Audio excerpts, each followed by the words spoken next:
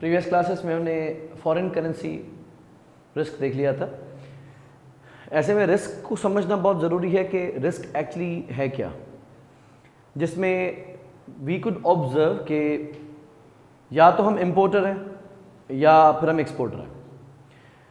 तो या तो हमने पेमेंट करनी है फॉरेन करेंसी में और ख़तरा है कि हमारी करेंसी मीनवाइल डीवैल्यू ना हो जाए, या फिर हम एक्सपोर्टर हैं और फॉरेन करेंसी में रिसीट आनी है और हमें खतरा इस बात का है कि हमारी करेंसी स्ट्रेंथन ना हो जाए इस क्रेडिट पीरियड के दौरान, जिसके नतीजे में हमें नुकसान हो जाएगा। तो हेज हमने किया उसको मनी मार्केट के थ्रू भी, फॉरवर्ड रेट के थ्रू भी, फ्यूचर्स के थ्रू भी एंड फाइनली ऑप्शंस के थ्रू। अब दूसरा रिस्क हम पढ़ते हैं, that is interest rate risk. Risk of course कोई ऐसी चीज क्रिएट करती है जो अव्वल तो अनसर्टेन हो, कुछ हद तक हार्ड टू प्रिडिक्ट हो, बियॉन्ड कंट्रोल हो। जिस तरह एक्सचेंज रेट बढ़ भी सकता है, गिर भी सकता है, ना हमारे हाथ में है और प्रिडिक्ट करना भी बाज हद तक मुश्किल है। जाहिर सी बात है, आप रिसर्च जरूर करेंगे कि एक्सचेंज रेट क्यों बढ़ता है या क्यों गिरता है, और कुछ हद तक हमारी रिसर्चेस हमें सक्सेसफुल रिजल्ट्स दे भी सकती हैं, लेकिन हर बार नहीं। इंटरेस्ट रेट क्या भला है और किस तरीके से ये हमें एक्सपोज करता है टुवर्ड्स रिस्क, पहले इस चीज को समझ लेते हैं। रिस्क को समझेंगे तो उसका इलाज निकालेंगे, डायग्नोसिस होगी तो ट्रीटमेंट होगी। इंटरेस्ट रेट हर मुल्क में उसका सेंट्रल बैंक, जिस तरह पाकिस्तान में हमारा सेंट्रल बैंक है स्टेट बैंक ऑफ पाकिस्तान, ये मल्टीपल सिचुएशंस को देख के अपना शराय सूद अनाउंस करता है, राइट। तो खबरों में हम बेसिकली इंटरेस्ट रेट को सुनते हैं कि गवर्नमेंट ऑफ पाकिस्तान ने शराय सूद सर्टेन परसेंटेज बढ़ा दी या सर्टेन परसेंटेज गिरा दी। गवर्नमेंट ऐसा क्यों करती है, उसके पीछे सबसे बड़ा रोल प्ले करता है इन्फ्लेशन। अगर किसी भी इकोनॉमी में इन्फ्लेशन बहुत ज्यादा है, महंगाई बहुत ज्यादा है, तो एक वेल्दी रिच पर्सन के पास, एक मालदार बंदे के पास दो ऑप्शंस हैं, इन्वेस्टर के पास दो ऑप्शंस हैं, या तो वो मॉनेटरी एसेट्स में पैसे लगा दे या तो वो नॉन मॉनेटरी में पैसे लगा दे। अगर वो नॉन मॉनेटरी यानी गोल्ड में, प्रॉपर्टीज में, गाड़ियों में पैसे इन्वेस्ट करता है, गंदम खरीद के रख लेता है, कॉटन खरीद लेता है, कोई कमोडिटी खरीद लेता है, स्टील खरीद लेता है, और महंगाई ज्यादा है, तो वो गोल्ड जो आज से 4 महीने पहले, 5 महीने पहले 1,80,000 रुपए तोला पे चल रहा था, वो जम करके एक वक्त में 2,45,000 रुपए पे भी गया, अब 2,20,000 पे है। ये फ्लक्चुएशन आती है। गवर्नमेंट अगर इंसेंटिव नहीं देगी लोगों को मॉनेटरी एसेट्स में पैसे लगाने का, तो लोग ऐसे ही कमोडिटीज में पैसे लगाते जाएंगे, और जितनी ज्यादा डिमांड गोल्ड की बढ़ेगी, प्रॉपर्टीज की बढ़ेगी, गाड़ियों की बढ़ेगी, वो उतनी ही महंगी होती जाएंगी। लिहाजा जिन लोगों के पास पैसा होता है ना, उनके हाथ में होती है खारिश। हमें उनका पैसा ब्लॉक कर देना है। कैसे करेंगे? अगर हमने अपना इंटरेस्ट रेट हाई कर दिया तो वो अपना पैसा बैंक में रखवा देंगे, क्योंकि करोड़ रुपया रखवा के भी अगर 20-21 लाख रुपए आ रहे हैं तो ये किचन चलाने के लिए बहुत है। लोग वो करोड़ रुपए गाड़ी में लगाने से बेहतर समझेंगे कि मैं बैंक में रखवा दूं। दूसरा, बैंक से लोन लेके काम करना भी सस्ता।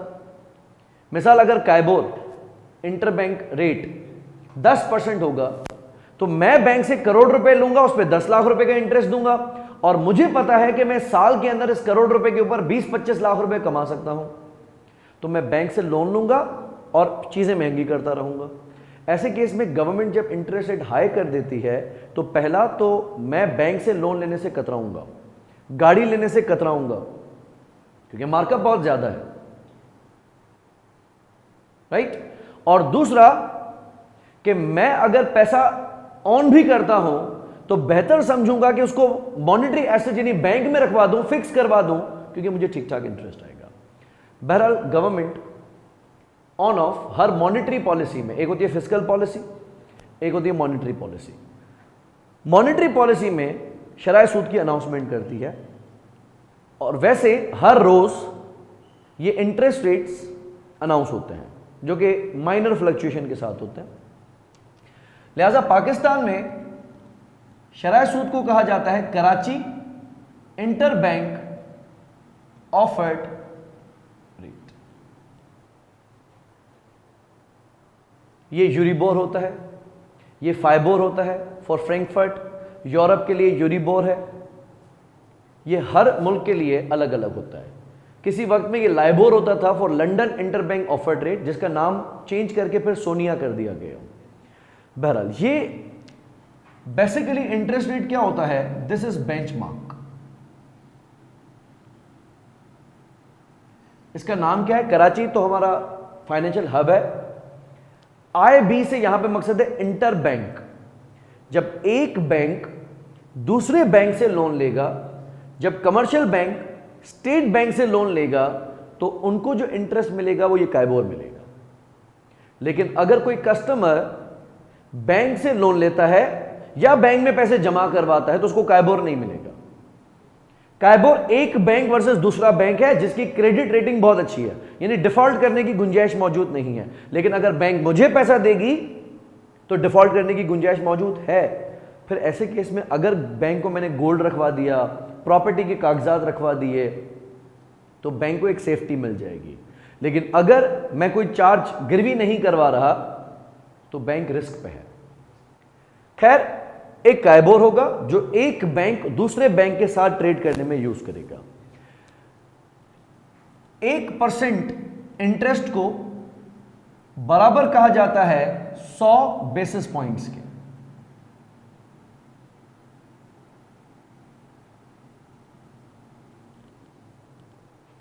तो जरूरी नहीं है कि गवर्नमेंट पूरा 1% बढ़ाए या पूरा 1% गिराए।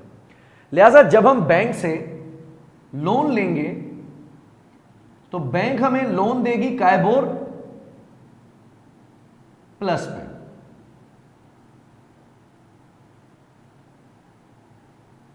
दैट मीन्स के बैंक को खुद जो इंटरेस्ट पड़ रहा है वो प्लस 3% या 4% इजाफी। तो अगर आज के दौर में आप बैंक से गाड़ी लीज करवाते हैं, काइबोर है 21%, आपको गाड़ी मिलेगी करीबन 25 या 26% पर एनम पे। जो ऊपर के 3-4% है या 4-5% है, ये बैंक अपना मार्कअप रखती है। कल को अगर काइबोर गिर गया, बिलफर्ज 18% हो गया और आपने गाड़ी ली है काइबोर प्लस 4% पे, तो आपको 22% देना पड़ेगा। अगर काइबोर गिर के 15% पे आ जाता है तो आपको देना पड़ेगा 19%। यूं काइबोर बढ़ेगा तो आपकी इंस्टॉलमेंट बढ़ जाएगी, काइबोर गिरेगा तो आपकी इंस्टॉलमेंट गिर जाएगी। जबकि डिपॉजिट हम जब करते हैं तो बैंक काइबोर माइनस पे दिया करता है। अब कंपनी को रिस्क कैसे है, एज आई सेड कि सबसे बुनियादी तौर पे यह समझना जरूरी है। सोचो एक कंपनी ने कैश फ्लो बनाया, बजट, उसको यह पता चलता है कि जुलाई से लेकर दिसंबर तक मेरे पास 90 लाख रुपए का सरप्लस है। फिर बाकी महीनों में कैश आएगा और जाएगा, वहीं से पूरा हो जाएगा। लेकिन इन 5 या 6 ही महीनों के अंदर जब मैंने अपना बजट बनाया तो 9 मिलियन का सरप्लस है ही है। बेवकूफ़ी होगी अगर उस 9 मिलियन को मैं कहीं इन्वेस्ट नहीं करता। जब पैसों की नीड नहीं है तो सेंसिबल यह है कि इन पैसों को कहीं शॉर्ट टर्म के लिए इन्वेस्ट कर दें। बट अज्यूम अगर मैं अप्रैल में बजट बनाता हूं और मुझे नजर आता है कि अप्रैल तो हो जाएगा गुजारा, मई गुजारा हो जाएगा, जून, लेकिन जुलाई से लेकर जुलाई, अगस्त, सितंबर, अक्टूबर, नवंबर, दिसंबर, ये 6 महीने 9 मिलियन प्लस ही प्लस है। लिहाजा मैंने जहन बना लिया है कि मैं जुलाई में 6 महीने के लिए पैसे डिपॉजिट कर दूंगा। फ्यूचर में आपने पैसे डिपॉजिट करने हैं। आपको डर किस बात का है? इंटरेस्ट रेट के बढ़ जाने का कि गिर जाने का? गिर जाने का। सो अगर अभी मिसाल इंटरेस्ट चल रहा होता 15%, लेकिन हमारी किस्मत खराब कि जुलाई की ओपनिंग होती और काइबोर अनाउंस हो जाता 12%, तो आज अगर मेरे हाथ में पैसे होते तो मैं 15% पे डिपॉजिट कर सकता था, लेकिन आज मेरे पास पैसे नहीं है। पैसे कब आएंगे? जुलाई से लेकर दिसंबर तक, और मैं इन्वेस्ट भी जुलाई में ही कर सकता हूं ना। ऐसे केस में आपको खौफ है कि कहीं इंटरेस्ट रेट गिर ना जाए, और अगर इंटरेस्ट रेट गिर गया और जब आप पैसे डिपॉजिट करने जाएंगे तो आपको कम रिटर्न मिलेगा। इसके बरक्स आपके कैश बजट आपने बनाया, पता यह चलता है कि अक्टूबर से लेकर दिसंबर तक आपको 1.5 करोड़ रुपए की जरूरत है। लिहाजा आप बैंक ओवरड्राफ्ट या कोई short term bank loan arrange करना चाह रहे हैं। अभी नहीं, अभी जून है, जून गुजर जाएगा, जुलाई गुजर जाएगा, अगस्त हो जाएगा, सितंबर हो जाएगा। अक्टूबर की शुरुआत से लेकर अक्टूबर, नवंबर, दिसंबर 3 महीने पैसों की किल्लत होगी। 1.5 करोड़ रुपए का बंदोबस्त करके रखो, नहीं तो फिर लिक्विडिटी डिस्टर्ब हो जाएगी। तो हमने क्या कर दिया, हमने सोचा कि ये 1.5 करोड़ रुपए हम बैंक से लोन ले लेंगे, और बैंक हमसे इंटरेस्ट अक्टूबर से लेकर दिसंबर वाला 3 मंथ काइबोर लेगी ना, पता नहीं कितना।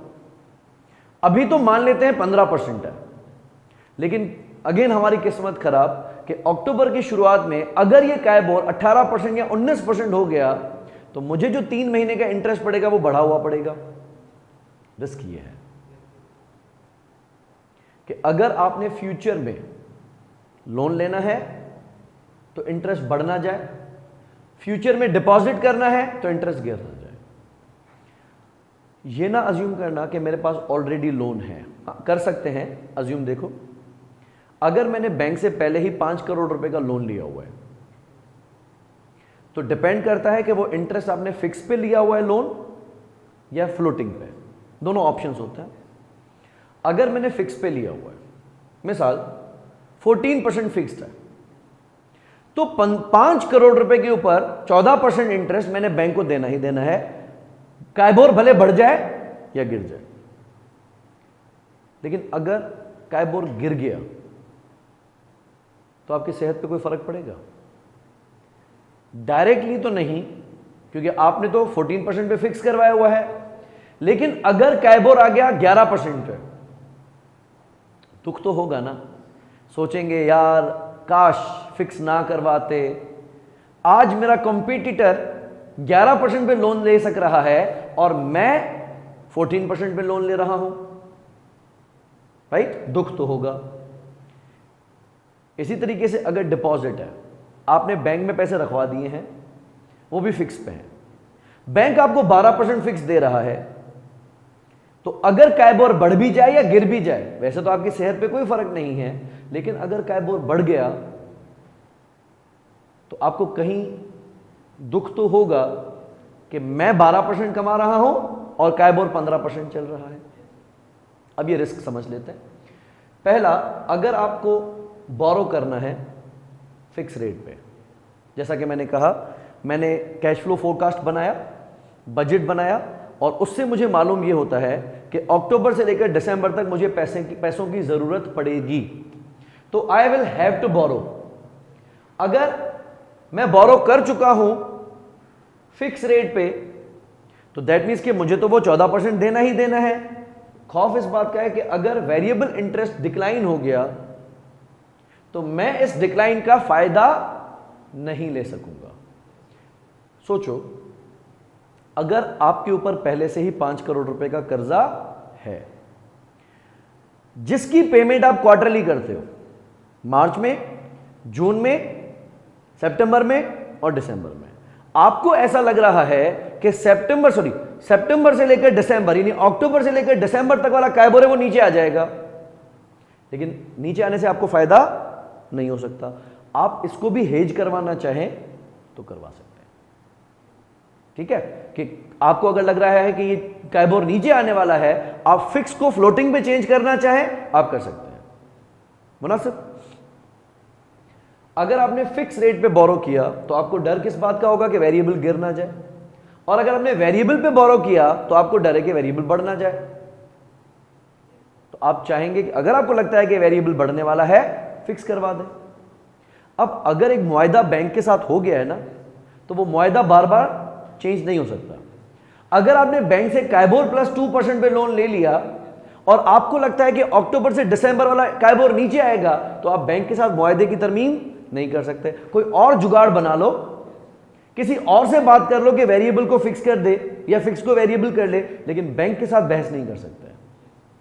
इसी तरीके से अगर आपने डिपॉजिट किए हुए हैं या डिपॉजिट करवाने हैं फिक्स पे, राइट, और अगर वेरिएबल इंटरेस्ट बढ़ गया तो आपको इस बात का अफसोस खा जाएगा कि बढ़ा लेकिन मैं उससे फायदा ना ले सका।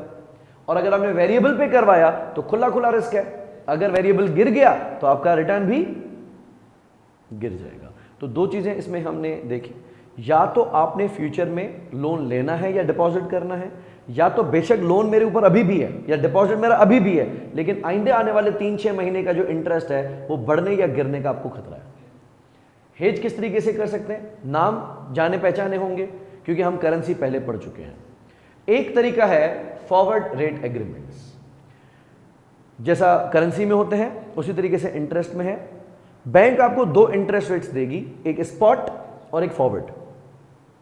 अगर आज आपको लोन चाहिए तो किस परसेंटेज में मिलेगा, अगर आपको 3 महीने 4 महीने बाद लोन चाहिए तो किस परसेंटेज में मिल सकता है, आप फिक्स करवा लो आप मुझसे। या अगर आज आपके पास पैसे हैं और जमा करवाना चाहते हो, बिस्मिल्लाह स्पॉट रेट पे करवा दो, लेकिन अगर आज आपसे 4 महीने बाद इंटरेस्ट रेट डिपॉजिट करवाना चाहते हैं तो मैं आपको रेट कोड कर देता हूं, फिक्स करवा दो। है नेगोशिएटेड, स्टैंडर्ड नहीं है। लिहाजा कब आपने जमा करवाने हैं पैसे या लोन लेना है, कितना अमाउंट जमा करवाना है या लोन लेना है, कितने महीने के लिए जमा करवाना है या लोन लेना है, ये आप बताओगे।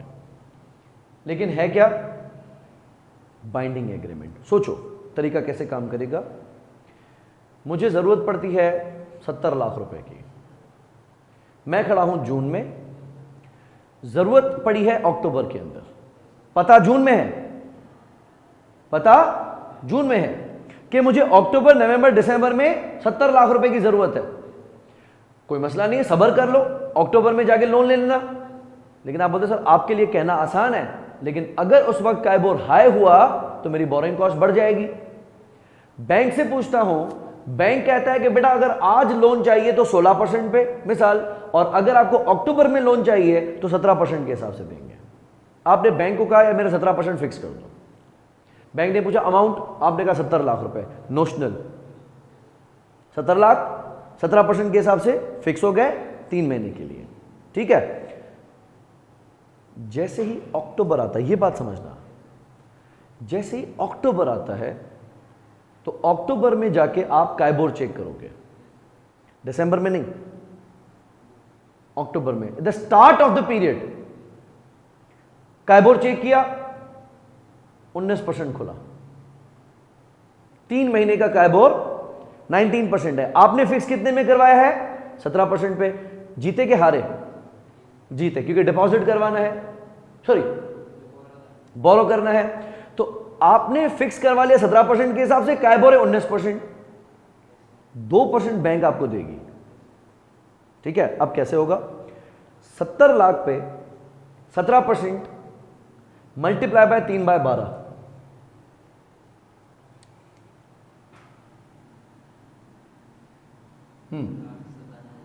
वापस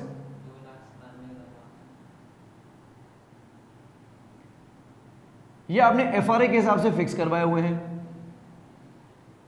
कितने परसेंट पे, 17% पे, जबकि काइबोर खुला कितना है आज, 19%। तो हम 70 lakh multiply by 19% multiply by 3/12,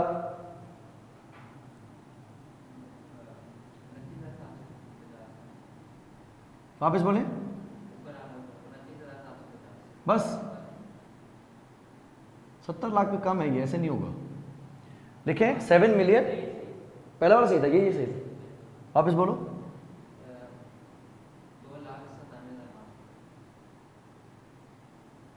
right. अच्छा, और स्पॉट में 17 lakh multiply by 19% multiply by 3 divided by 12।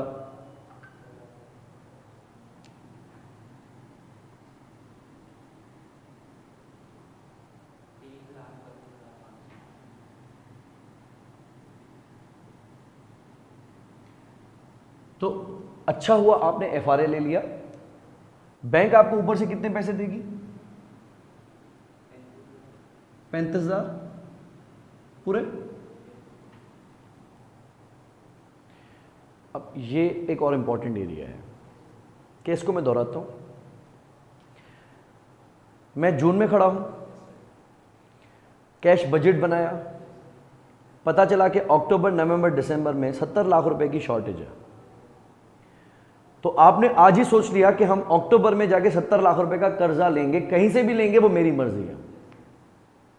लेकिन खौफ है कि अगर eight the start of October KIBOR महंगा खुला तो मुझे ज्यादा इंटरेस्ट भरना पड़ेगा। आज आप गए बैंक के पास, बैंक ने कहा कि बेटा 17% एफआरए चल रहा है। आपने कहा सर फिक्स कर दे मेरा 17%। नोशनल अमाउंट मैंने उसको बता दिया 70 लाख रुपए अक्टूबर से लेकर दिसंबर तक। उसने कहा ठीक है साइन कर दो। फंस गए हम, ओके। जैसे ही अक्टूबर शुरू होता है, आपने 70 लाख रुपए कहीं से जाके लोन लिया, कितने में मिलेगा? 19%, क्योंकि उस दिन जो काइबोर खुला है वो 19% खुला है। तो आपको ये इंटरेस्ट देना है जाके 3,32,500। लेकिन ये इंटरेस्ट आप कब देंगे और किसको देंगे? जिससे लोन लिया है। और दिसंबर के आखिर में दूंगा ना यार, इंटरेस्ट प्रिंसिपल के टाइम पे थोड़ी दिया जाता है। तो ऐसा तो नहीं है कि अक्टूबर में जाके मैं 70 लाख रुपए लूंगा और उस ही टाइम पे मैं उसको इंटरेस्ट जमा करवा दूंगा। ये जो मैंने पेमेंट करनी है, ये कब करनी है? ठीक है। अच्छा, लेकिन मैंने बैंक को जिससे हेजिंग करवाई थी उसको कहा भाई दो खबर, आपने तो 17% की कसम खाई थी। तो उसने कहा जानी मैं कब मुकरा। यानी हमने फिक्स करवाया था 7 मिलियन, उसमें फर्क कितना आ गया?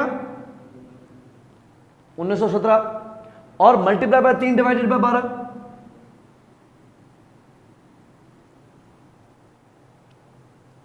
देखिए कितना आ रहा है, सेम आना चाहिए।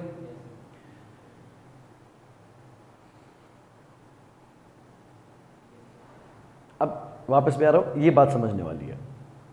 मैं 70 लाख रुपए के ऊपर 3,32,500 रुपए का सूद इंटरेस्ट कब पे करूंगा? End of December. लेकिन पता है बैंक मुझे ये 35,000 रुपए कब देगी? बैंक मुझे ये देगी अक्टूबर में। तो हम बोलेंगे तो डबल फायदा है।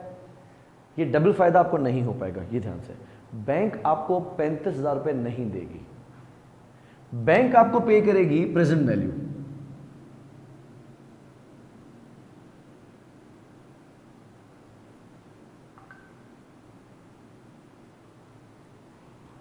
समझना, बैंक 35,000 रुपए जो डिफरेंस है वो आपको देगी। लेकिन क्योंकि आप ये इंटरेस्ट अभी 3 महीने के बाद अदा करने वाले हैं, तो उसूलन बैंक को ये 2,97,500 भी 3 महीने के बाद देने चाहिए थे। लेकिन हम दिसंबर का इंतजार नहीं करेंगे, हम अक्टूबर में ही मसले को एक तरफ कर देंगे।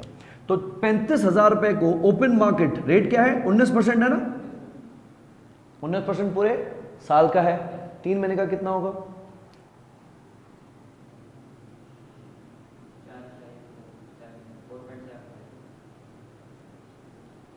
मैं इसको 4.75 दैट इज 3 मंथ्स ऑफ 19% पे डिस्काउंट करूंगा।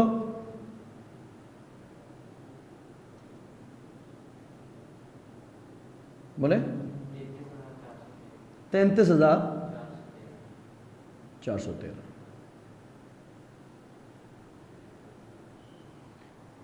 समझ में आ गई बात? अच्छा, दूसरा तरीका है short term interest rate futures, states. ये फ्यूचर्स है, इसको हम गहराई में देखेंगे जिस तरह हमने करेंसी में देखा था।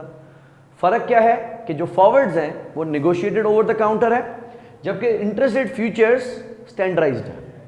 तो लोन अमाउंट मिनिमम कितना होगा और डेट्स उसकी सेटलमेंट की क्या होंगी वो ये फिक्स करेगा। तो ये परफेक्ट हेज में भी ना बनाए। तीसरा, इंटरेस्ट रेट ऑप्शंस, ये भी ठीक है, करेंसी उसी की तरह है। अगर आपने एक फ्यूचर डिपॉजिट रेट या बोरिंग रेट फिक्स करवा दिया और ओपन मार्केट में रेट आपके फेवर में आ गया, तो आप इस ऑप्शन को भले लैप्स करवा दें, लेकिन अगर मार्केट में इंटरेस्ट आपके खिलाफ आता है तो आप जाके ऑप्शन को एक्सरसाइज कर लीजिएगा, but you are not bound. और ये बाउंड ना होने की एक कीमत है, क्या? Premium, right? अच्छा, इन पे हम बाद में डिस्कस करेंगे। आज हम डिस्कस करते हैं फॉरवर्ड रेट एग्रीमेंट्स को। रिस्क हमने समझ लिया कि मैंने आज से कुछ महीने बाद पैसे डिपॉजिट करवाने हैं या फिर लोन लेना है, और डर है कि जब मैं डिपॉजिट करवाने जाऊंगा तो इंटरेस्ट रेट डाउन ना हो, या जब मैं लोन लेने जाऊंगा तो इंटरेस्ट रेट अप ना हो। मैं आज फ्यूचर पीरियड के लिए रेट फिक्स करवाना चाहता हूं। तो मैंने इसको डिफाइन कैसे किया है? Fixes an interest rate now. ये आपका इंटरेस्ट रेट कब फिक्स कर देगा? किस चीज के लिए? फॉर अ लोन और डिपॉजिट पीरियड, लेकिन वो फ्यूचर में होगा। तो रिस्क आप अच्छे से समझ गए हो। हाँ, टर्मिनोलॉजी देख लेते हैं। जिस तरह कैश डिस्काउंट ऑफर किया जाता है उसमें लिखा जाता है 210 नेट 45। हाँ, लिखते हैं ना 2/10 एंड 45, यानी 2% डिस्काउंट मिलेगा अगर 10 दिन के अंदर पैसे दे दिए, नहीं तो 45 दिन में देने हैं। इसकी टर्मिनोलॉजी में क्या है? इसमें लिखा जाता है 2V8 FRA या 2/8 FRA। ये पढ़ना आना चाहिए। जो पहला डिजिट होगा ये कैलेंडर मंथ होगा। दूसरा महीना कैलेंडर का कौन सा होता है? ये एंड ऑफ फरवरी होगा। और 8वां महीना कैलेंडर का कौन सा होता है? अगस्त। ये अगस्त के आखिर तक रहेगा, राइट?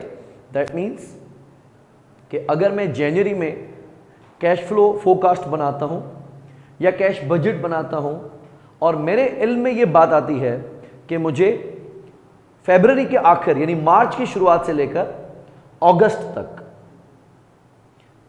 1,40,00,000 रुपए चाहिए होंगे, लेकिन डर है कि जब मैं मार्च में लोन लेने जाऊंगा तो इंटरेस्ट रेट हाई ना हो जाए।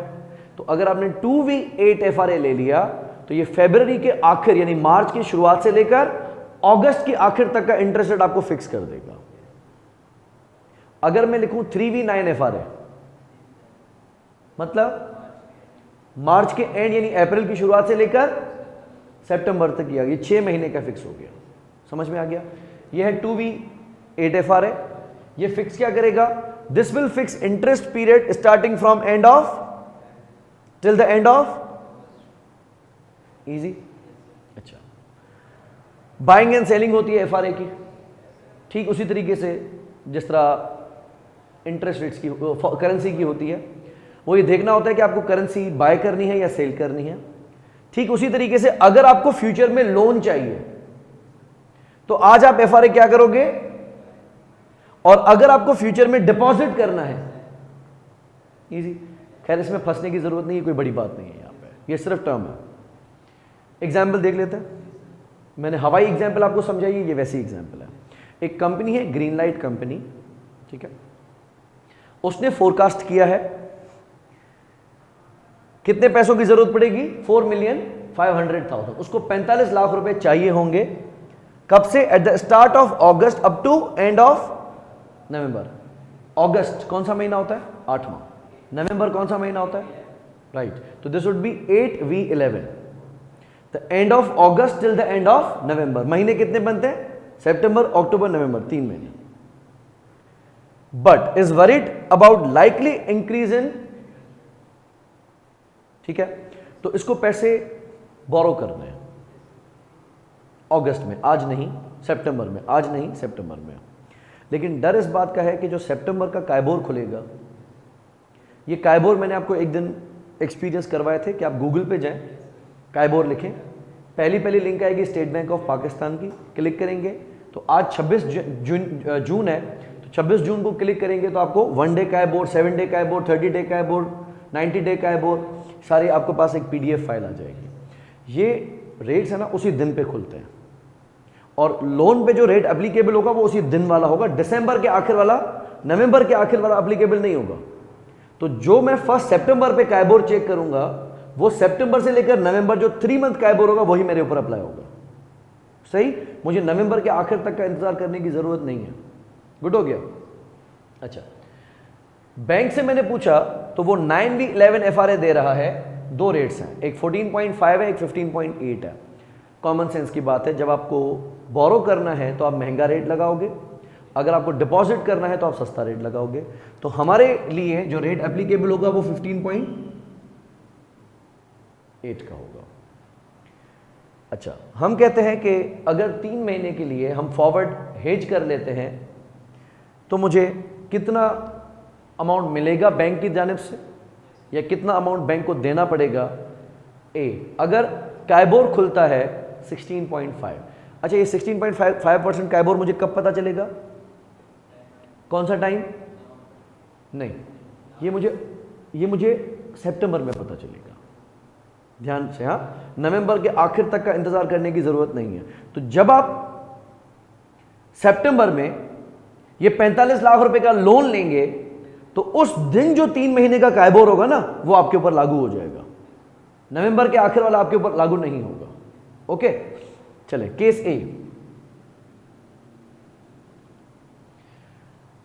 अगर मैं स्पॉट के हिसाब से पेमेंट करूं, लोन कितना है? 45 लाख। स्पॉट कितना खुला है? 16.5%। भले लिखा हुआ हो 3 मंथ काइबोर, लेकिन होगा 3 मंथ नहीं, होगा पर एनम ही। और सितंबर, अक्टूबर, नवंबर 3 महीने, तो इसको मल्टीप्लाई करेंगे 3 से, डिवाइड करेंगे 12 से, क्या अमाउंट बन रहा है?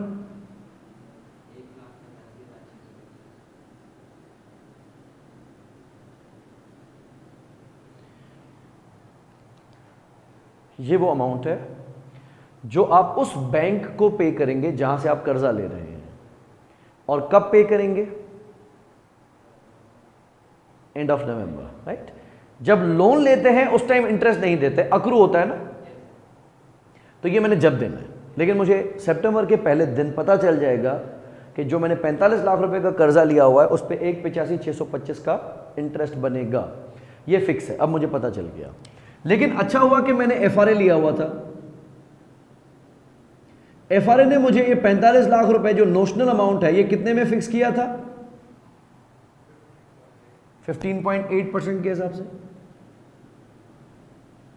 3 मंथ काइबोर। तो FRA के हवाले से मुझे पेमेंट कितनी करनी है?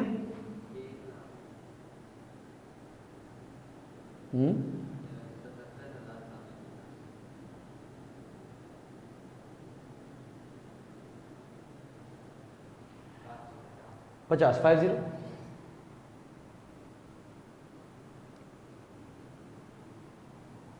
मैं जीता या हारा?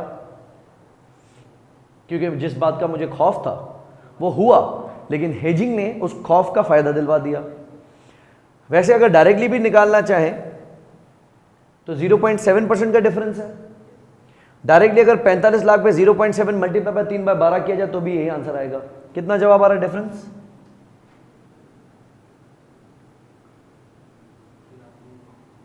इन दोनों के दरमियान डिफरेंस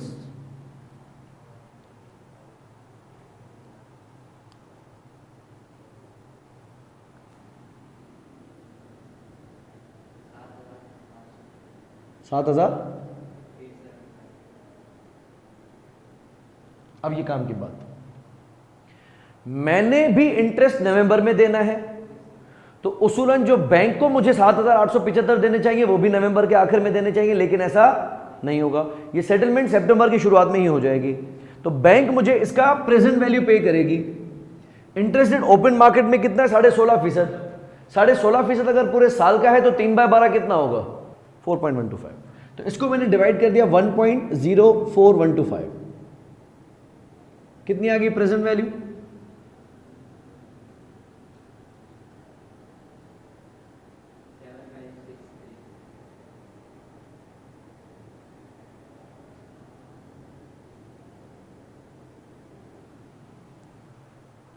ओके, ये बस इसका इंपॉर्टेंट एरिया है।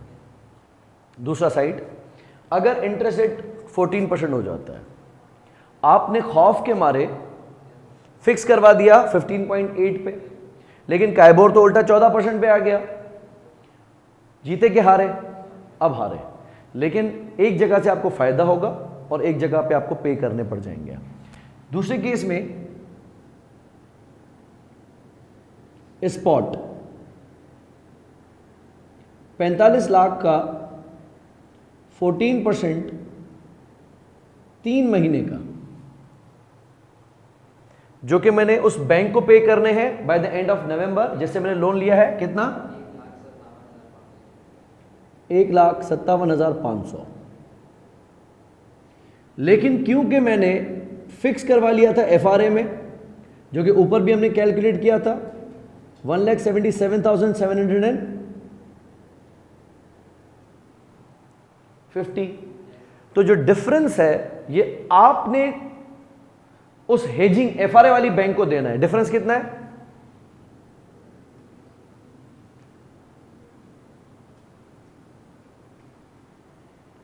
$20,250, sorry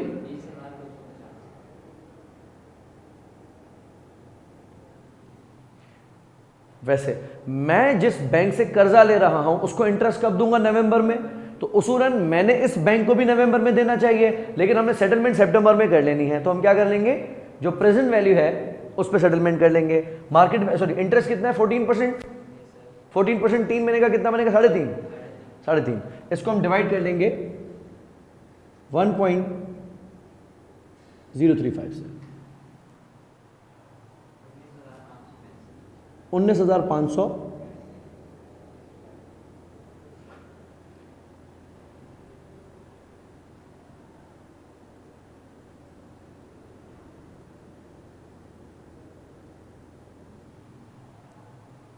easy. So that's it, this is how we calculate FRA। Next hedging का तरीका है interest rate futures are very similar to FRAs, binding है। फर्क सिर्फ क्या है कि वो OTC होते हैं या स्टैंडर्डाइज होता है। हेजिंग का तरीका वही है, रिस्क वही है कि अगर मैंने पहले से ही लोन लिया हुआ है, लेकिन आइंदा आने वाले 6 महीने का इंटरेस्ट मुझे लग रहा है कि बढ़ जाएगा, तो मैं उसको फिक्स करवा दूं। अगर फिक्स है और लगता है गिर जाएगा तो मैं उसको वेरी करवा दूं। या आपके ऊपर लोन है नहीं, लेकिन आप लोन लेना चाह रहे हैं आइंदा आने वाले 6 महीने के लिए, और आपको ऐसा डर लग रहा है कि जब मैं 2-3 महीने के बाद लोन लेने जाऊंगा तो कहीं इंटरेस्ट रेट हाई ना हो जाए। तरीका वही है, टर्म्स पढ़ लेते हैं। पहला तो ये स्टैंडर्डाइज्ड है। क्या क्या चीजें स्टैंडर्ड होंगी? एक तो इनका स्टैंडर्ड साइज।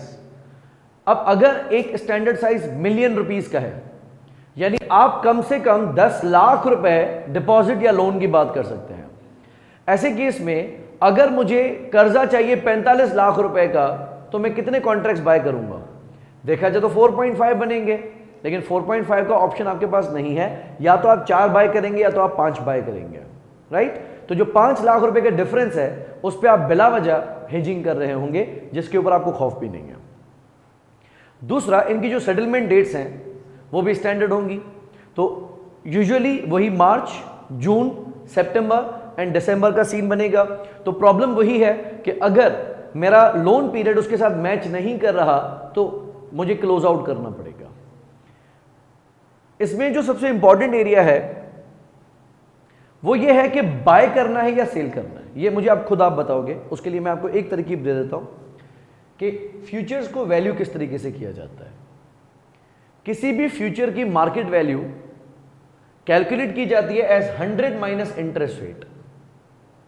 मिसाल, अगर काइबोर है 14%, तो फ्यूचर कितने का होगा?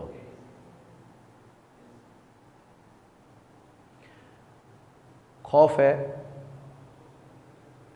कि मुझे लोन लेना है, और लोन लेना है तो इसका मकसद डर है कि इंटरेस्ट रेट बढ़ ना जाए, राइट?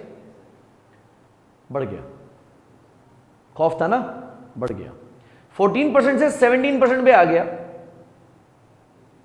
तो जब 14% था, फ्यूचर की मार्केट वैल्यू क्या थी? 86। जब 17% पे आ गया तो फ्यूचर की मार्केट वैल्यू इनवर्स है ना, इंटरेस्ट रेट बढ़ता जाएगा, मार्केट वैल्यू गिरती जाएगी।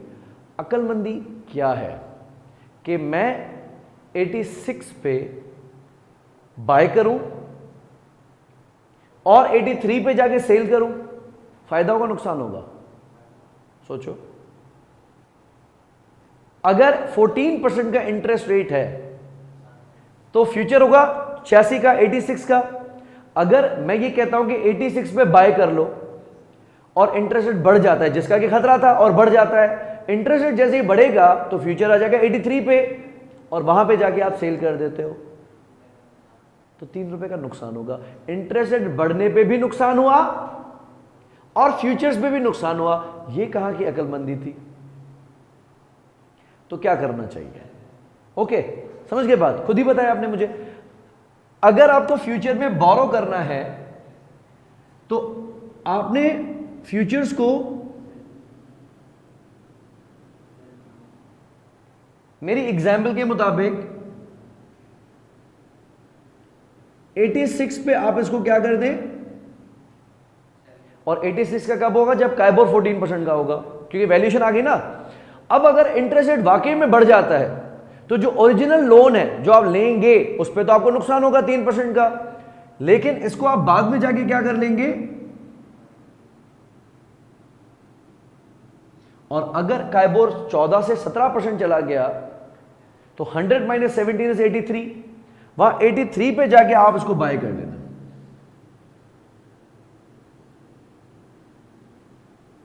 अब सेंस क्या कहता है कि अगर 83 पे बाय किया और 86 पे सेल किया तो यहां पे मुझे प्रॉफिट हो जाएगा। इजी। अच्छा, अगर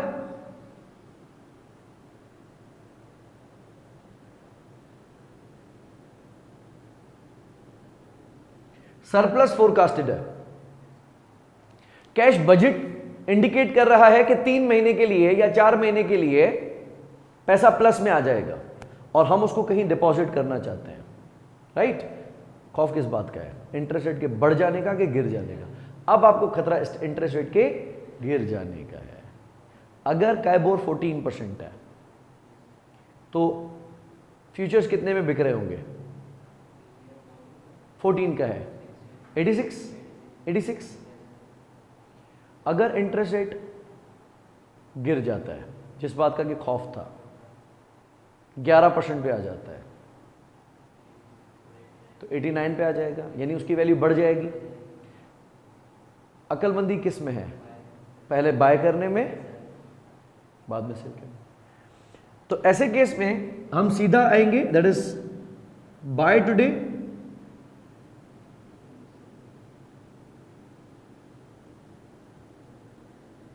और बाद में जाके तरीके से सेल कर देंगे, मेरी मुताबिक, एग्जाम्पल के मुताबिक। तो जरूरी नहीं है कि इसमें फायदा ही हो, बाइंडिंग है, नुकसान भी हो सकता है। मिसाल के तौर पे इंटरेस्ट 14 से बढ़ के 17% पे चला जाता है, तो जो ओरिजिनल डिपॉजिट आप अमाउंट करने जाएंगे वो 14 की बजाय 17% में करने जाएंगे, राइट?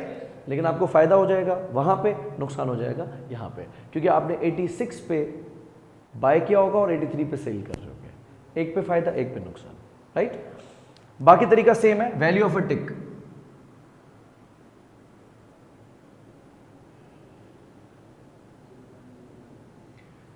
टिक किसको कहा जाएगा? The minimal fluctuation. एक दिन में काइबोर कम से कम कितना परसेंट ऊपर या कितना परसेंट नीचे आ सकता है? 0.001, दैट इज 1 बेसिस पॉइंट। मैंने पहले बताया था 1% is equal to 1 BPS, sorry 1% is equal to 100 BPS. तो 1 BPS would be equal to 0.01. So it is not actually 0.01. 0.0000 4 times 0.1 क्योंकि परसेंट है, ये बात पे ध्यान रहेगा। तो वैल्यू ऑफ अ टिक में tick is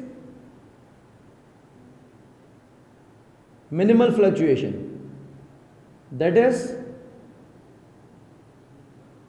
1 basis point, and 1 basis point है 0.01%। तो वैल्यू ऑफ अ टिक कैसे निकालेंगे?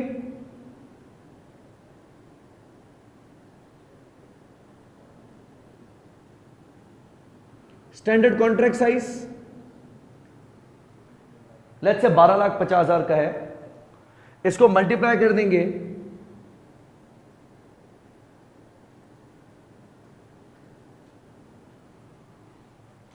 1 बीपीएस से,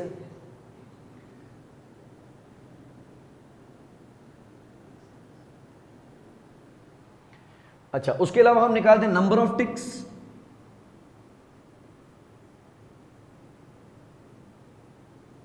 तो नंबर ऑफ टिक्स कैसे निकाली जाएंगी? ओपनिंग एंड क्लोजिंग, यानी जिस रेट पे आपने बाय किया था और जिस पे सेल किया, या जिस पे सेल किया था और जिस पे बाय किया था। Closing rate minus opening rate, divide कर देंगे इसको टिक साइज से। तो हम फिर कैलकुलेट करेंगे टोटल गेन या लॉस।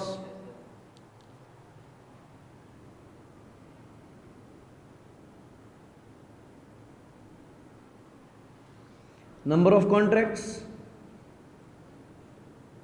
जितने आपने बाय किए या सेल किए,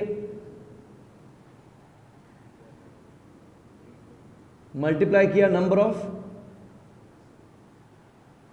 टिक्स से, मल्टीप्लाई किया टिक वैल्यू से, और ये एक इजाफी पॉइंट है number of months, because interest rate लिखा तो पूरे साल का जाता है ना। तो अगर आपका जो फ्यूचर है वो 3 महीने का है या 6 महीने का है, तो हम उतने महीने पे इसको अपोर्शन कर लेंगे। वेयरएज अगर अगस्त की शुरुआत में काइबोर खुलता है 18%, तो कितने का हो जाएगा? 82, और यहां हो जाएगा 87, क्योंकि हमें बोरो करना है।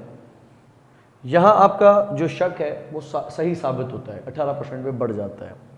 अगर मैं अभी बाय कर लेता हूं, बाद में सेल करता हूं, तो नुकसान हो जाएगा। तो इसमें अक्लमंदी क्या है? आज हमने क्या कर दिया और बाद में बाय कर दिया। अब अगर एक चीज 82 की खरीदी हुई 85 में बेची जाए, या 85 की बेची हुई 82 में खरीदी जाए, तो 3 रुपए का क्या होगा? और अगर एक चीज 85 की बेची हुई 87 में खरीदी जाए, तो 2 रुपए का लॉस होगा। अच्छा, अब अगर सवाल बता देता है कि एक कॉन्ट्रैक्ट की स्टैंडर्ड साइज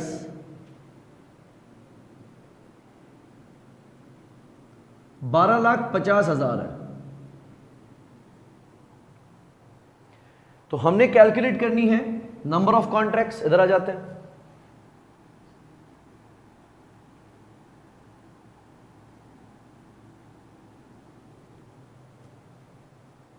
राइट।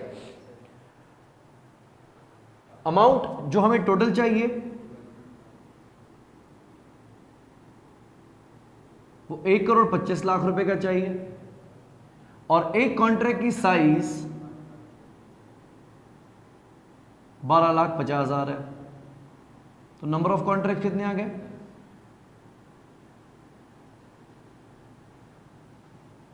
ये तो मैंने परफेक्ट एज बना दिया, अगर ना बनता तो हम ऑफ कोर्स फिर राउंड ऑफ करते इसको सीलिंग पे।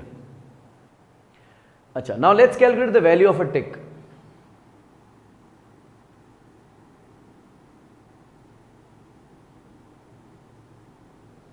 एक कॉन्ट्रैक्ट की वैल्यू है 1250, और ये मिनिमल फ्लक्चुएशन कितनी होगी? 1 बेसिस पॉइंट की। 1 बेसिस पॉइंट को क्या बोलेगी? 0.01%।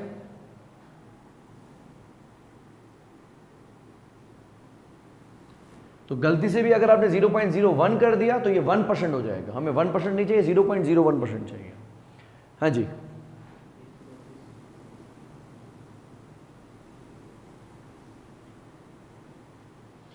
तो गवर्नमेंट अगर काइबोर को 1 बेसिस पॉइंट भी ऊपर या नीचे करेगी तो हमें कॉन्ट्रैक्ट्स पे 125 रुपए का नुकसान या फायदा होगा। अच्छा, इसमें नंबर ऑफ टिक्स कितनी बनेगी? एक टिक साइज है 0.01, ये भी अपने बेसिस पॉइंट्स में है, या तो उसको 300 बेसिस पॉइंट्स रखते हैं लेकिन हमने 3 रखे हैं, तो ये कितना बना? 300 टिक्स, यहाँ पे 200 टिक्स। गेन या लॉस किस तरीके से कैलकुलेट करेंगे?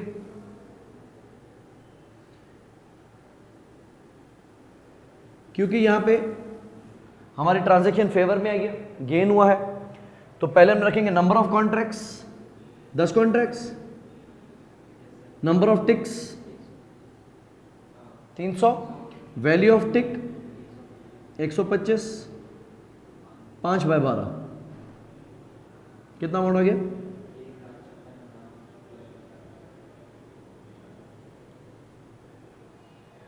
ठीक है। वैसे भी अगर देखें डायरेक्टली विदाउट टिक्स फिक्स का चक्कर करके, तो हमने जब बुक करवाया तब 15% था, और जब हमने इसको सेटल किया तब 18% है, 3%। देखिए 12.5 million multiply by 3% multiply by 5/12,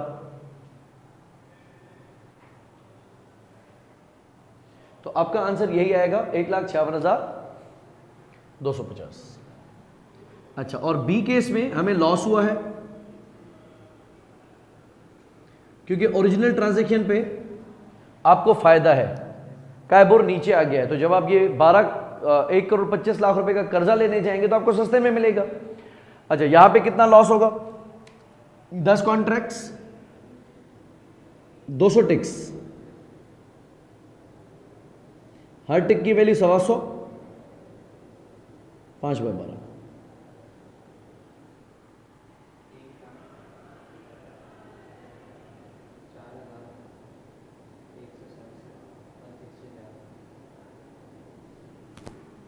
right. वैसे भी अगर हम करेंगे तो 12.5 मिलियन यानी 1,25,00,000 मल्टीप्लाई बाय 2% मल्टीप्लाई बाय 5/12, तो ये हमें लॉस हो जाएगा। So this is how we calculate the value. अच्छा, अगेन इसमें भी प्रैक्टिकली ऐसा ही होगा कि ये जो अमाउंट है बैंक आपको देगा, या ये वो अमाउंट है जो आप बैंक को देंगे, लेकिन this settlement will not take place at the end of December. This payment और receipt will take place at the start of August. तो इसको उसी तरीके से जो काइबोर है उसके हिसाब से प्रेजेंट वैल्यू करना पड़ेगा। राइट। मिसाल अगर हम इसको एक केस को प्रेजेंट वैल्यू पे लाते हैं तो इसकी प्रेजेंट वैल्यू कितनी बनेगी? इंटरेस्ट रेट है 18%, यानी ये बनेगा 4.5%, 5 महीने, माय मिस्टेक। 18 को मल्टीप्लाई बाय 5 डिवाइड बाय 12 करें,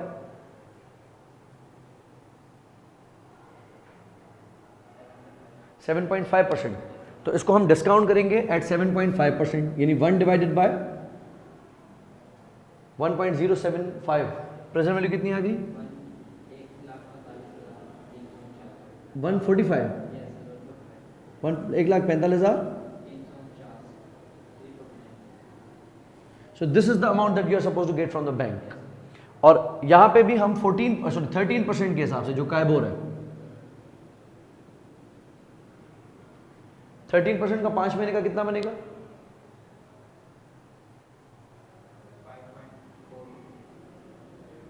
5.42%। प्रेजेंट वैल्यू पे लेके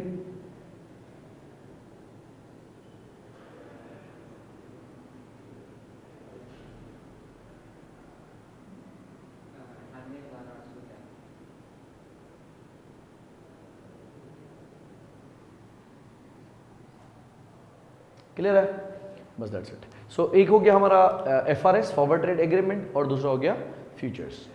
इसमें सिर्फ ये याद करने का, वैसे या तो रट लो कि अगर हमने बोरो करना है तो क्या करना है, डिपॉजिट करना है तो क्या करना है, या लॉजिकल वे ये है कि आपको जब स्टेट्स की वैल्यू निकालने आती है 100 माइनस इंटरेस्ट, तो फिर सेंसिबल बन जाएगा कि हम सस्ते दाम पे खरीदेंगे और महंगे दाम पे बेचेंगे। तीसरा डेरिवेटिव इंटरेस्ट रेट को हेज करने का इज ऑप्शंस। ये ऑप्शंस अगेन हम करेंसी में भी पढ़ चुके हैं, और एग्जामिनर का दिल खुश करने के लिए अगर आपने इतना भी बोल दिया कि this gives holder the right not the obligation to settle the transaction या टू एक्सरसाइज द ऑप्शन, तो मोर देन इनफ। वर्क किस तरीके से करते हैं, जैसा कि हमने देखा कि एक ऑप्शन राइटर है और एक ऑप्शन होल्डर है। तो होल्डर को देखना होता है कि उसको चीज़ बाय करनी है या सेल करनी है। फॉरेन करेंसी बाय करनी है तो वो कॉल ऑप्शन लेगा, सेल करनी है तो पुट ऑप्शन लेगा। सेम रूल अप्लाइज है। एक होते हैं कैप्स। इस केस में क्या है, अगर आपको अमाउंट डिपॉजिट करना है फ्यूचर में, यू बिलीव कि कहीं जब मैं डिपॉजिट करने जाऊं तो इंटरेस्ट रेट गिर ना जाए, तो आपको ये एक अपर लिमिट दे देगा कैप। ऐसे केस में अगर आपका इंटरेस्ट रेट उससे नीचे आ गया तो आप भले एक्सरसाइज कर लेना, अगर इंटरेस्ट रेट बढ़ गया तो आप ऑफ कोर्स एक्सरसाइज नहीं करेंगे। इसको हम कहते हैं कैप्स। ऑप्शन हमेशा होल्डर के पास होगा, राइटर के पास नहीं होगा। ऐसे केस में आपको अगर फ्यूचर इंटरेस्ट रिसीव करना है, यू बिलीव कि मार्केट से इंटरेस्ट मुझे ज्यादा मिल रहा है, तो आप मार्केट में चले जाना। लेकिन अगर ऑप्शन आपको ज्यादा इंटरेस्ट दे रहा है तो आप ऑप्शन एक्सरसाइज कर लेते हैं। तो इसने आपको एक बड़ा इंटरेस्ट दे दिया कि भाई ये अमाउंट परसेंटेज में देने के लिए आपको बैठा हूं। इसको हम कहते हैं कैप्स। दूसरे होते फ्लोर्स। लाइक अगर आप लोन लेना है, फ्यूचर में बोरो करना है, आपको डर इस बात का है कि यार फ्यूचर में इंटरेस्ट रेट बढ़ ना जाए। अगर मैं आपको एक इंटरेस्ट रेट मिनिमम दे दूं कि भाई मेरी तरफ से ये आपको इंटरेस्ट है, और ऐसे केस में अगर मार्केट इंटरेस्ट रेट बढ़ जाता है, भाई मैं बैठा हूं देने के लिए, ये ऑप्शन कहलाएगा कॉल और ये कहलाएगा पुट ऑप्शन। वर्क किस तरीके से करते हैं उसको देख लेते हैं। बड़ा सादा सा तरीका है। रेड लाइट है, उसको अब सरप्लस एक्सपेक्टेड है कि सितंबर के आखिर से लेकर साल के आखिर तक 92 लाख रुपीस मेरे पास प्लस में रहेंगे। तो फाइंड्स इट सेंसिबल कि ये 92 लाख रुपए मैं कहीं और सितंबर से लेकर डिपॉजिट कर दूं। लेकिन अभी हम जून में खड़े हैं और कंपनी को इस बात का डर है कि कहीं अगर डिपॉजिट इंटरेस्ट रेट नीचे आ गया तो मुझे रिटर्न कम मिलेगा। ऐसे केस में वो क्या करेगा, कॉल ऑप्शन फिक्स करवा लेगा। कॉल ऑप्शन अभी मिल रहे हैं 11% पे, यानी ये आपको एक मैक्सिमम इंटरेस्ट दे रहे हैं कि मैं आपको 11% देने के लिए तैयार हूं, और प्रीमियम देना पड़ेगा 0.3% पर एनम का। आपको बताना है कि अगर काइबोर उस दिन पे 8.6 है या 12.4 है तो रेड लाइट कंपनी के लिए क्या सूटेबल है, राइट। अच्छा, केस ए में देखते हैं कि मार्केट में इंटरेस्ट कितना है, 8.6%, जबकि मेरे पास कैप यानी कॉल ऑप्शन कितने का लिया हुआ है, 11% का। जब ये पैसे मैं मार्केट में डिपॉजिट करूंगा तो मुझे वहां से कितना इंटरेस्ट मिलेगा, और अगर यही ऑप्शन एक्सरसाइज कर लूंगा तो मुझे कितना मिलेगा, 11%। कितना फायदा है,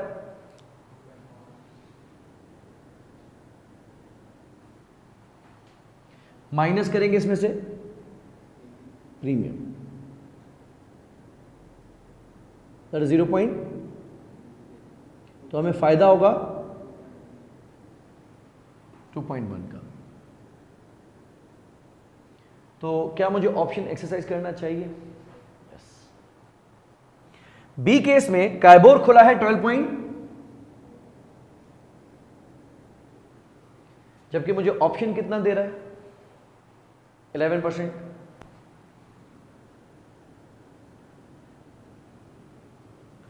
तो क्या मेरे लिए सेंसिबल है कि मैं ऑप्शन के 11% कमाऊं, या फिर बेहतर है कि मैं मार्केट की तरफ चला जाऊं? मार्केट की तरफ चला जाऊं क्योंकि मार्केट मुझे ओवर पे कर रही है कितना, लेकिन मजबूरन 0.3% का प्रीमियम तो चला ही जाएगा ना। लेकिन स्टिल मुझे मार्केट में जाना 1.1, तो मेरे लिए मार्केट में जाना ज्यादा अकलमंदी है। तो इस केस में हम उसको सजेस्ट करेंगे कि ऑप्शन को क्या करे, और इस केस में हम उसको सजेस्ट करेंगे कि ऑप्शन को जाके राइट। और इनकी एक एक्सपायरी होती है, अगर आप सर्टेन डेज या सर्टेन वीक्स तक कोई रिस्पॉन्स नहीं देते तो ये ऑप्शंस ऑटोमेटिकली एक्सपायर हो जाएंगे। अच्छा, अब अगर केस ए में देखते हैं तो अमाउंट डिपॉजिट कितना करना है, 9.2 मिलियन, और मार्केट में डिपॉजिट करने पे मुझे वहां से कितना मिलेगा, 8.6, और कितने महीने के लिए डिपॉजिट करना है, फ्रॉम द स्टार्ट ऑफ सितंबर। सो सितंबर, अक्टूबर, नवंबर, दिसंबर, 4 महीने का।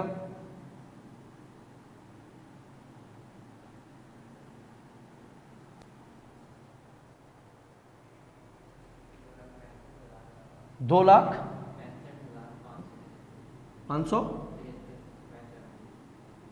ये वो अमाउंट है जो कि मुझे मार्केट से मिलेगा, लेकिन डिफरेंस ऑफ 2.4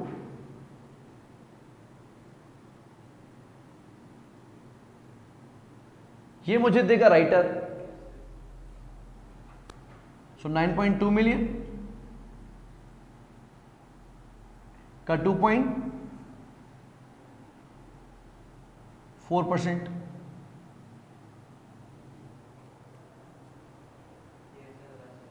73,600, दोनों को प्लस कर दें,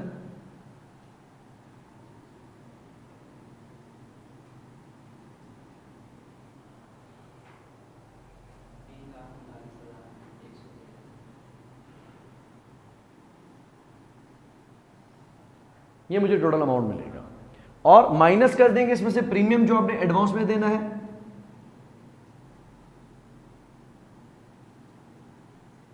नोशनल अमाउंट का 0.3% पर एनम, ये आ गया 9,200 का अमाउंट। ये हमने बैंक को दे देना है 4 महीने का प्रीमियम, बाकी हमें कितना मिलेगा, 3,09,73। अब इसको अगर हम एनुअलाइज्ड कैलकुलेट करना चाहें तो हमें रिटर्न मिल रहा है, लेकिन ये 4 महीने का है। अगर हम इसको भी पर एनम करें तो भी हो सकता है, या फिर इसको आप प्रिंसिपल से डिवाइड कर लें, जो भी जवाब आए उसको मल्टीप्लाई बाय 12 डिवाइडेड बाय 4 कर दें रिवर्स करने के लिए। तो ये हमें पड़ रहा है 10.76%, क्योंकि हमारा गारंटीड कितना हुआ था 11%, उसमें से 3% ये काट देंगे, और 3% को भी पर एनम के हिसाब से तो करीबन ये 10.7 ही बनना चाहिए था, बाकी राउंड ऑफ का डिफरेंस है, right. Hence this would be very much clear कि अगर कोई ऑप्शन जो कि डिपॉजिट के हवाले से है, मार्केट अगर ज्यादा रिटर्न देगी तो हम जाके मार्केट में से पैसे लेके आ जाएंगे और ऑप्शन को एक्सरसाइज नहीं करेंगे। वेरेज अगर मार्केट का इंटरेस्ट गिर जाता है तो मार्केट से भी पैसे लेंगे, और जो डिफरेंस है वो हम बैंक से क्लेम कर लेंगे। लेकिन इसमें एक नॉन रिफंडेबल प्रीमियम का खफा है जो कि एक बार आपको देना है, लेकिन इससे आपको आज़ादी मिल जाती है कि आप बाउंड नहीं हो जाते, ठीक है। तो 3 तरह के ये डेरिवेटिव्स हो गए, फॉरवर्ड्स, फ्यूचर्स एंड ऑप्शंस। चौथा है स्वैप्स। स्वैप्स हमारे सिलेबस में नहीं है, कैफ 8 CMA में होता था, उसमें सिर्फ ये खासियत है कि वो लॉन्ग टर्म होता है। So let's say for instance अगर आपने एक बैंक से लोन लिया हुआ है जिसको हर 3-3 महीने के बाद आपने वेरिएबल इंटरेस्ट देना है, आपको डर है कि कहीं हर 3-3 महीने के बाद वेरिएबल इंटरेस्ट बढ़ ना जाए, तो आप उसको फिक्स करवा दें, सिर्फ 1 साल के लिए नहीं, 4 साल के लिए, 5 साल के लिए। तो स्वैप्स की सिर्फ एक खासियत होती है कि वो लॉन्ग टर्म इन नेचर होता है, ठीक है। सो इंटरेस्ट रेट रिस्क का टोटल ये चैप्टर है।